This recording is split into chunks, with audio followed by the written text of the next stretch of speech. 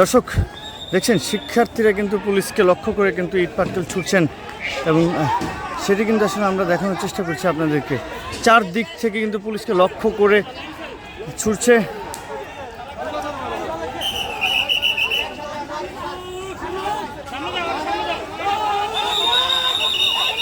এবং দেখছেন পুলিশ কিন্তু ধাওয়া দিয়েছে এবং দুই সাইডে কিন্তু আসলে পুলিশ ধাওয়া দিয়েছেন।